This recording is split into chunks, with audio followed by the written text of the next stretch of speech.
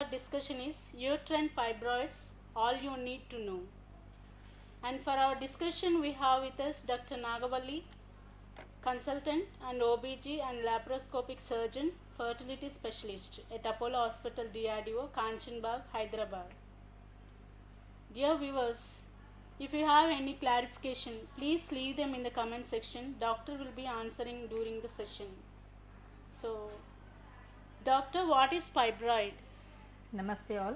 So welcome back to another session.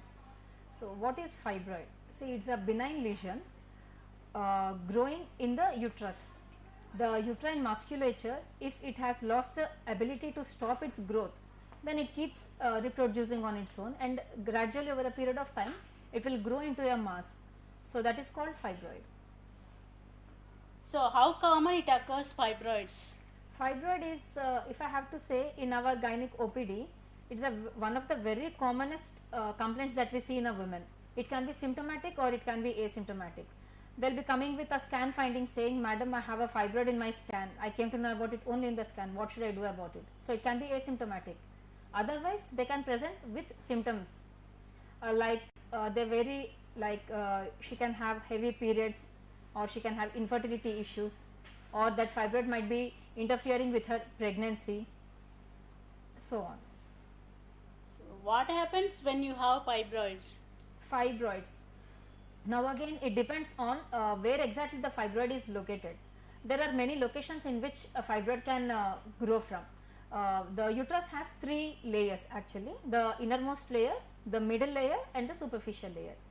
The innermost layer is endometrium, the middle layer is myometrium. The as such musculature of the uterus is the myometrium, and the superficial layer called the serosal layer. Now coming to the fibroids, they can grow from any of these locations. It can be a submucosal fibroid which is into the cavity, intramural fibroid which is in the layers of the uterus, and subserosal fibroid which is sitting on the uterus. So the condition and the complaints also vary according to the fibroid location. Can it cause bleeding? Definitely. See, the fibroid, like I said, it all depends on the location of the fibroid. If the fibroid is in the uterine cavity, the patient can complain of a very significant history, like only during the period she has a crampy pain associated with clots. If she has a crampy pain, it means that uterus is trying to evacuate something which is in the cavity, but it is not able to do it. So it could be a submucosal fibroid, or in the coming to the intramural fibroid also can lead to heavy bleeding, like you asked.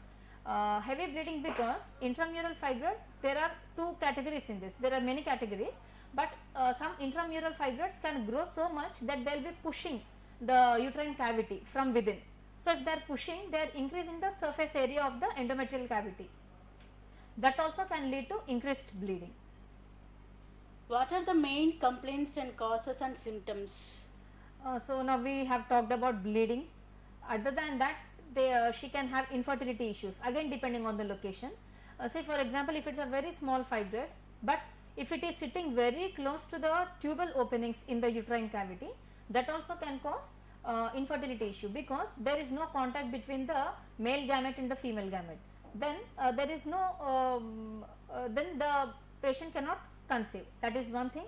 And coming to the conception, there are many ways in which a fibroid can attack the pregnancy, the pregnancy as such, or even prior to conception also.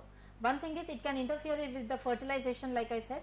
The second thing, that it creates a estrogen dominant environment in the endometrial cavity, because of which patient can fail to conceive. The ovum will not have a healthy environment to go ahead. That is one thing. And coming to the conception, though she conceives, now let us see that she has conceived now. What are the issues the fibroid can cause? Once she has conceived, if the fibroid is sitting in the cavity, if by any chance, if the conception has embedded into the area where there is a fibroid sitting, then the blood supply to the growing embryo is compromised. That can lead to early abortions. Otherwise, if the pregnancy has proceeded further a little more, then the placenta will be growing. As the placenta is growing, if again the fibroid comes into the area where the placenta is growing, again there will be reduced blood supply to the growing baby. So this will lead to the reduced we call intrauterine growth restriction, restricted babies, or preterm deliveries, or cervical incompetence. All these problems can arise. So when to go to doctor? So see, the uterus speaks for itself. If the fibroid speaks for itself. If the fibroid is having any kind of these complaints, now we have talked about bleeding issues, infertility, but apart from this there are n number of ways in which fibroid can manifest. One thing is they can just have plain dysmenorrhea, just bleeding, and otherwise pressure complaints. These pressure complaints are very common with the subserosal fibroids. When we say about subserosal fibroids, if we see a subserosal fibroid, we need not start operating on the patient. It depends on how much size it is and what is the location. When we talk about uterus, uterus is an organ that sits in between two other important organs. The first thing is the bladder, and behind the uterus is the rectum. So the complaints of the pressure complaints have more to deal with these two organs. If you have anteriorly located fibroids, then they will be giving all urinary urgency. Though the patient has just passed urine, she feels that still she again has to go to the washroom to again empty the bladder.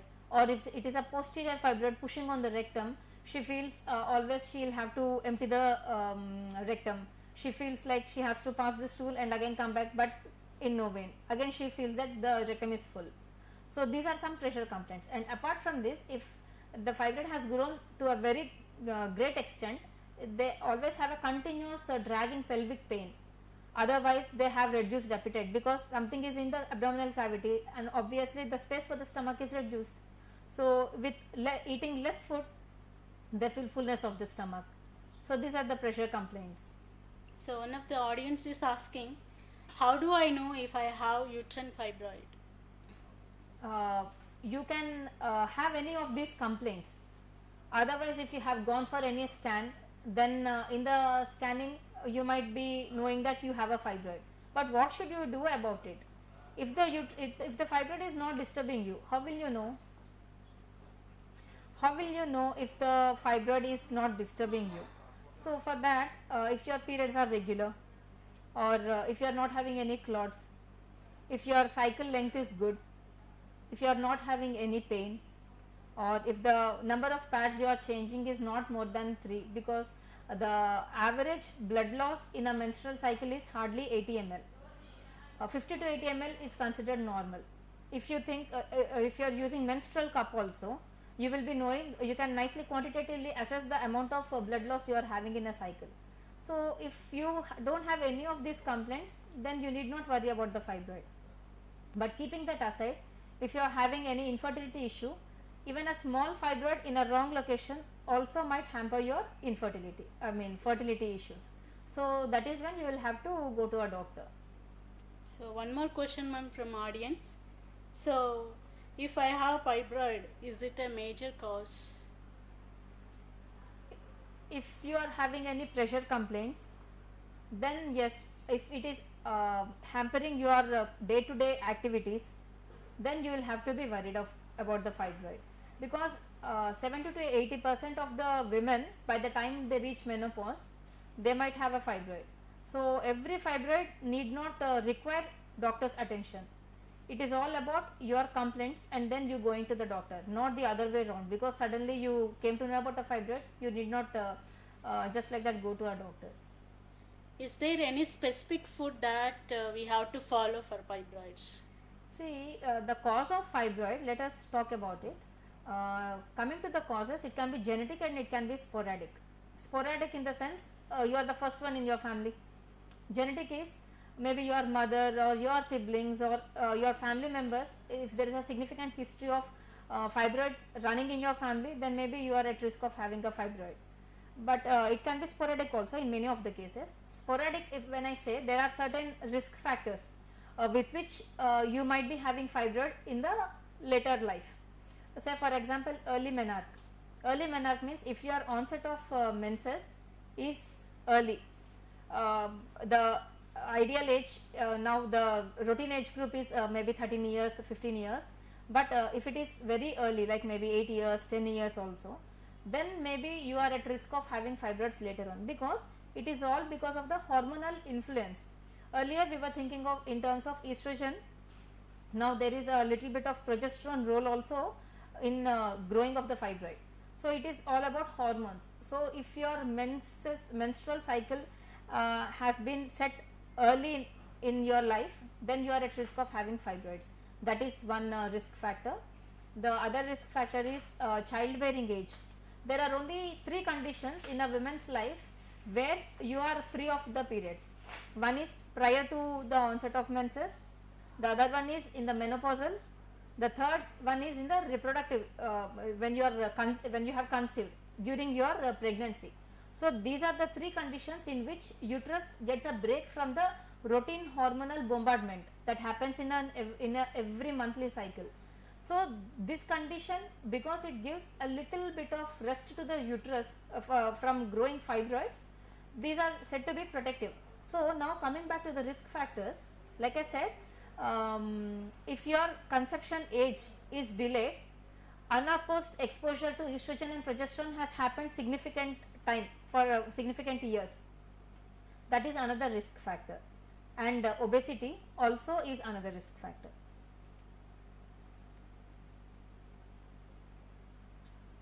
What is the best treatment for uterine fibroids? There is no best treatment. See, it is all individualized. First of all, always the treatment is individualized for what complaint you have come and what we have to do about it. So when I say if it is a big fibroid, what is the size I am talking about, or when I say about the location of the fibroid, what is its closeness to the endometrial cavity I am talking about. The recent evidence says that if fibroid is as close as 5 millimeters from the endometrial cavity, it can change the environmental milieu of the endometrium. So it is very important.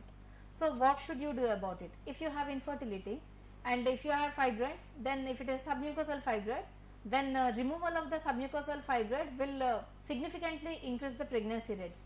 They conceive very next cycle also, and they have conceived also in my own experience. And coming to the intramural fibroids, if the intramural fibroid, if it is maybe some less than if we can take a cutoff of 5 centimeters, roughly 3 to 5 centimeters. If it is less than 5 centimeters, it is a small one. If it is more than 5, it is a big one. You can roughly have that. In the sense, it will be affecting your rest of the endometrial cavity also. So if it is a small one, there are some medical management also, anti-progesterones and all. If you don't want to have a surgery, the final treatment of fibroids is definitely hysterectomy, because no uterus, no fibroids. But that is the last stay of treatment. Prior to that, there are some medicines which we can give. There are some new techniques called uterine artery embolization, where we selectively identify the artery which is the feeder, which is helping the fibroid to grow, and instilling the dye into it, we will be knowing it, and we can exactly embolize that particular artery. So because there is no blood supply, the growth of the fibroid will also reduce. And one more audience, ma'am. So fibroid can cause cancer? Fibroid can cause cancer, but it is very rare. It is a very rare, the incidence is very less, but yes, there is always a possibility. Then we call it sarcoma. And not a, it's still a benign condition, but there is another rare condition where fibroid, see actually fibroid growth, when I said in the beginning of this topic, I said one cell, when it has lost its ability to restrict its growth, it keeps growing. So a single cell is responsible for the further growth of the fibroid. So if this cell, by any chance, there is a condition called multiple leiomyomatosis, where there were some studies when we remove the fibroid, the part of the fibroid tissue, if it is by any chance implanted in any other place other than the uterus, or like in the peritoneal cavity, it keeps growing there. So they have multiple fibroids in multiple locations. That is like a cancer, but it is not a cancer because it is still benign. Because if you want to operate and you can remove every single fibroid, you can scoop it out. So that is also a very rare condition. So do uterine fibroid go away? Go away, if I have to say, if we talk about degeneration of the fibroid, till the time you have hormones, your fibroid will grow. But after menopause, there are certain ethnic groups in which fibroids are very common. the black women, they are at very increased risk of having fibroids than us and Caucasians. So the degeneration of the fibroid happens after the menopause and the growth might slightly reduce, that is one condition. And in some pregnant women, if they are having fibroid after the delivery, there are some studies where the size of the fibroid has reduced. The cause is not known, but yes, the size of the fibroid has reduced.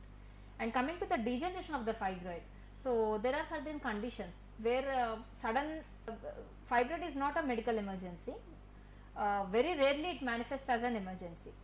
So there is one condition where fibroid can manifest with acute pain abdomen. That is one of the differential diagnoses we have. So in this condition, there is acute degeneration of the fibroid. Say for example, it is a subserosal fibroid, but it is pedunculated. When I say pedunculated, it means that there is a stalk, there is a fibroid uterus. So the stalk which is connecting the fibroid to the uterus, if it is twisted, then the blood supply to the fibroid is gone. That is one condition. Or just plain red degeneration of the fibroid. Due to some difficulty, the fibroid is not able to maintain its blood supply. That is when the fibroid will be undergoing some changes with which there will be sudden onset of pain. So that is called red degeneration of the fibroid. That needs medical attention immediately, because you will be coming to us. But what we do about it, we can just manage with painkillers. So if you have that kind of a condition, you need to go to the doctor. What is the growth rate of fibroid? Growth rate of, see, again it is individualized. It can grow in a year's time, it can grow in a peanut size or a lemon size or orange size. It is all again individualized. Even in a woman with multiple fibroids also, the growth of each fibroid varies. So we cannot exactly say, but when we are aware of a diagnosis that the woman is having fibroid, and if we are worried about the growth, we can do serial scans maybe once in every 6 months to know the further growth of the fibroid. Because very rarely, when I said very rarely, the cancerous changes that can happen in the fibroid can also happen with the sudden growth of the fibroid. So if there is sudden growth in the fibroid, then we should be really worried about the possibility of that becoming a cancer. So one more question from audience, ma'am. Is there any treatment fibroid without surgery? Medical management is definitely there. We can put you on antiprogesterone for 6 months time, but it depends on the number, location of the fibroid. So yes, medically it can be managed. So thank you, doctor, for giving good answers to our audience. And doctor, please tell our audience about gynecology department at Apollo Hospital, Hyderabad. So, and especially DRDO. Yes. So ours is a center expertise where we deal with gynec and obstetric cases every day. The high risk patients also we have, and we have a laparoscopy at our center. We do operative hysteroscopy also. So the conditions that we deal with will be like, you know, submucosal fibroid resections we do, myomectomies we do, laparoscopic hysterectomies we do, and vaginal hysterectomies also we do, along with the perineal pelvic floor repairs. And coming to the obstetrics, we do high risk obstetrics also. So it's a good department here, so you can definitely refer your, you can definitely come and have the best services from us. Dear viewers, we have come to the end of our session. We have covered all aspects. If you have still any more doubts, you can book appointment with Dr. Nagavalli madam and clarify your doubts. Thank you, doctor, for educating our audience in today's session.